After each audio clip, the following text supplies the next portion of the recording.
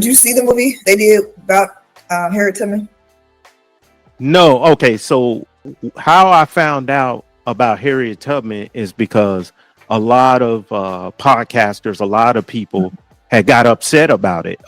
They watched the movie Okay. during that time, Right. and I was just reading the reports. And Right. once again, I pulled out the phone to look. I said, well, shit, look who produced and directed the damn thing. It's like they didn't get the real story Mm-hmm. of Harriet Tubman, and they tried to make it a love story from what Gotcha. I'm Right. understanding instead of her struggles that she went through.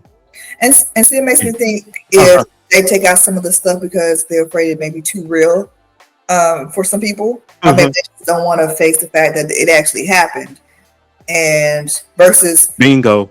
versus putting what's real and then looking at the entertainment. Let me go with the entertainment portion Hmm. of it and replace it with things that actually happened, and Right. it'll sell more, it'll make more money, make us more millions, or whatever the case may be. And I'm thinking about it as for myself, telling my own story. Years from Hmm. now, when I'm no longer here, I would want people to get it right. You know what I'm saying? Like, Right. know the facts, know that. Okay, I went to. People don't know I went to a Catholic school for 8 years, but it was predominantly black in the hood. We had some few, whites, a few Asian, students Hmm. there, but it predominantly black. Nuns, white for the most part, Right. but is definitely something that had an impact on my life in a good way. But you think about Right. everything from that, from growing up to being in the military, and everything, anything racial wise I've experienced. Um, it's not everything, not cookie cutter. You experience things in Right. life, and it's good to get the facts and tell the raw part of somebody's story so that people can understand, like, okay, this person didn't have it easy, but look at all the things they went through and look at the impact they're having on today's world. Look at the public figures like Malcolm X, Martin Luther King, Rosa Parks, uh, President Obama, and things like that, and things that people went through, and just because I think it makes a better TV for people to say, oh, life, they had it just an awesome life. They Hmm. dad did this, they ended up being president, they ended up doing this and that, and Right. look at it. It's just awesome, and it's not always awesome. It's a lot of times it's ugly, but the ugly makes for a pretty picture later on when they see all the things that they've done and the impact they've had on the younger generation, our generation, and so forth. So yeah.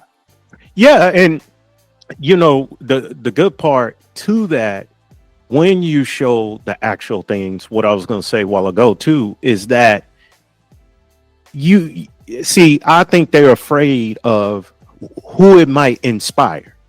It might inspire because sometimes you have a lot of people that, let's say something happens in life. God forbid, I don't want anybody out there listening, this happened to anybody, but let's say you have a car wreck, your car get towed, and you like, damn, can't get to work. You have these up and down things that happen to you in life. But when you see and learn the real story, or even if you're reading the book, let's just say that, or reading the article, sometimes that inspires, because sometimes that person might say, while they're reading or watching this movie, might say, well, damn, they had it that bad. Well, shit, I can go out here and go get another car. You understand what I'm saying? But they may have been thinking, hey, it's the end of the world because I dropped my cell phone, or I lost my car, or I have to pay this bill, or things in that nature. So the inspirational part, as you said, and going back using Harriet Tubman, is that the end of the day, she was free, and she helped thousands of others become free. That's the moral to the story, and how she did it, how she set up the underground railroad, and went to safe houses and went to places like that, versus hey, she was in love with a dog named Max or something like that. No, I'm just, No, I get what you're saying. but you understand what I'm saying.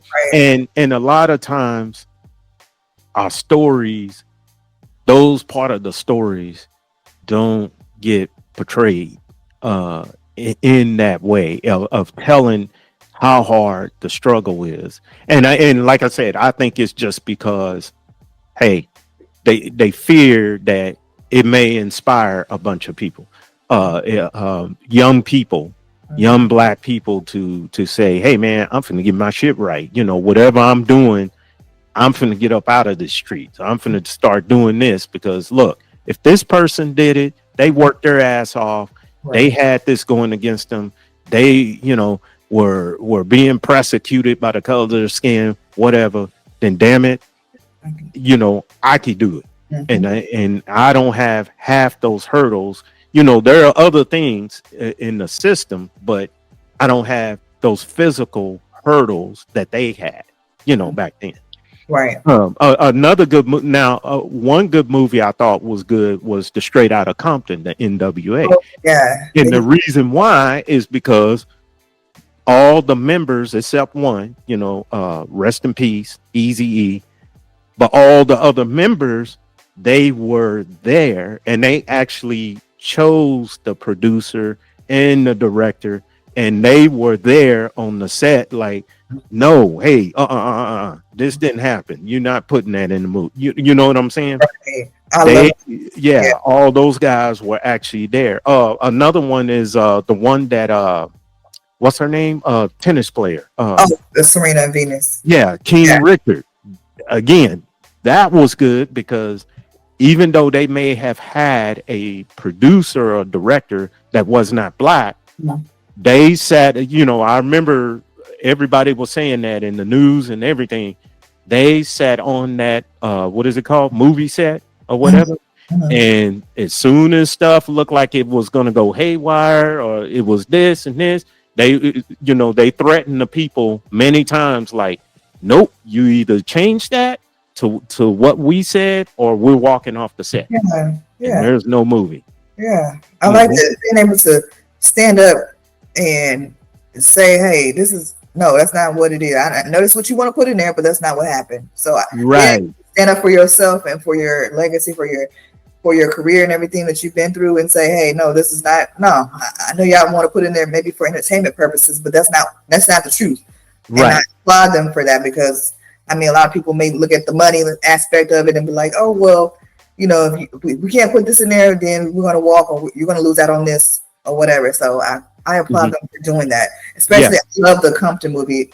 It seemed like so raw and like you was actually there. right, Going back in the day and them telling the hmm, story, everything they went through with the police and everything else. It's just, yeah, they did a great yeah, job. they did. And I remember because even like Dr. Dre said, the guy that was portraying him, he said he stressed that dude out a lot because even the way, even though the camera was just going to show it a couple of seconds of him scratching on the turntables, they said Dr. Dre was like, oh, no, no, no.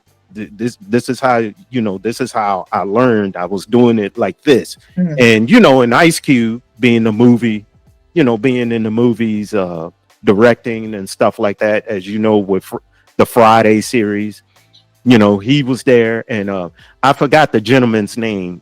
He's real popular out there in LA that did that movie. Yeah, And so, those guys just being on top of it, Serena and them yeah. being on top of it. I think it's And like you said, I get it. If you're gonna make what's this other young lady? She produces like her mini series and movies. I think she made something. It was something like the awkward black woman or something. Is her important. name like Issa Rae or something? Oh yeah, Issa Rae. Yeah.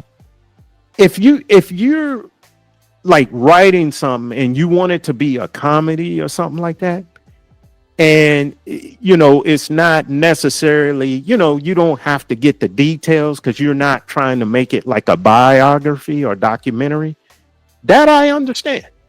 if Yeah. if y'all change some things and It's stuff like like that, yeah, go it's ahead. like even though it wasn't totally biography, it was told their story. Again, I don't know who the director was, but I know that they were in the like New Edition. They were heavily involved in who they chose to tell Hmm, the whole story, from the little kids to the teenagers. They got to play them. hmm, Everybody, like they had every. I feel like every member had a voice in who they wanted to play them, which it seemed like it was very well done. The whole mini series of that as well, telling their story from the little kids to older. So it was, I like, even though they didn't have they went through their own set of challenges. It was like, okay, like it was that, I think, was very well thought out of too. But again, I think it's important for us to tell our own story, point blank, period. So yeah. Okay. Well, cool.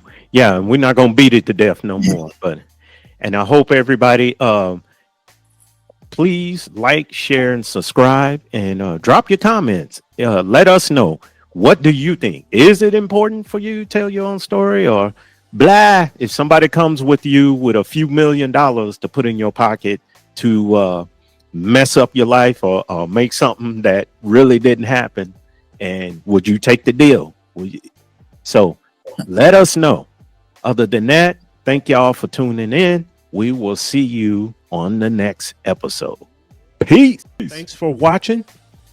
And also, if you are having trouble or are currently working in a toxic workplace, then look no further than my book. It's available on Amazon, called Shut Up and Work, Surviving Then Escaping the Workplace. Other than that, have a great day. Take care. Peace.